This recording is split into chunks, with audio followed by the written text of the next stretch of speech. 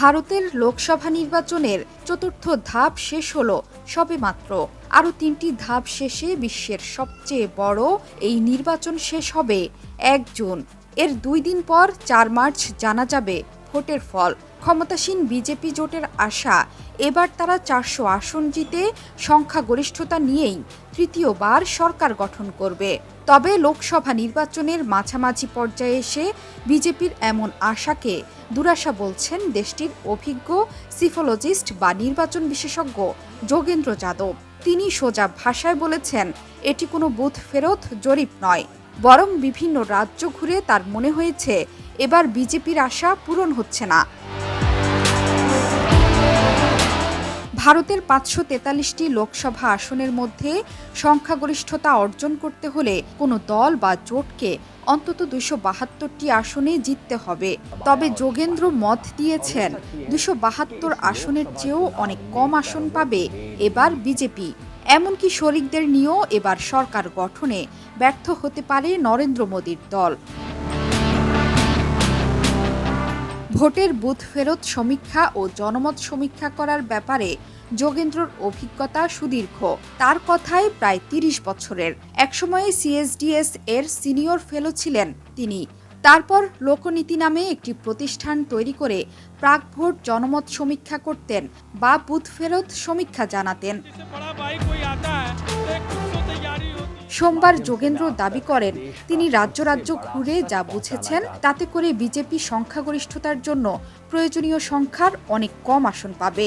যোগেন্দ্রর মতে অনেক নিচে নেমে যাবে বিজেপির আসন সংখ্যা। এমনকি শরিকদের নিয়ে এনডিএর আসন সংখ্যাও ম্যাজিক নাম্বার নাও ছুঁতে পারে। যোগেন্দ্র বলেন, সংবাদ মাধ্যমে প্রচারের মাধ্যমে একটা ধারণা তৈরির চেষ্টা করা হচ্ছে যে বিজেপি আবারও ক্ষমতায় আসছে। সেই কারণে অনেকে বলছেন, ভোট দিয়ে কি হবে, জিতবে তো মোদি। কিন্তু এটা ঠিক নয়। বাস্তব ছবিটা দেশকে দেখানো আমার কর্তব্য বলে মনে করছি। তার হিসেবে গেলবার উত্তরাখণ্ড ও উত্তরপ্রদেশ মিলিয়ে মোট ৮৫টি আসনের মধ্যে বিজেপি ৬৯টি আসনে জিতলেও এবার কমপক্ষে ১৫টি কমতে পারে। বিহারে কম করে ১৫টি আসন হারাতে চলেছে এনডিএ। আর পশ্চিমবঙ্গ, আসাম সহ উত্তর পূর্ব রাজ্য মিলিয়ে ৬৫টি আসনের মধ্যে ১০টি আসন কমবে বিজেপির। দিল্লি, হরিয়ানা, পাঞ্জাব ও হিমাচল প্রদেশও বেশ চাপে রয়েছে এনডিএ। হরিয়ানায় ১০ আসনের মধ্যে গত ভোটে ১০টিতেই জিতেছিল বিজেপি। এবার এই রাজ্য মিলিয়ে কমপক্ষে ১০ আসন কমবে বিজেপির। মধ্যপ্রদেশ, ছত্তিশগড় ও ঝাড়খণ্ড মিলিয়ে কম করে ১০টি আসন বিজেপির কমবে।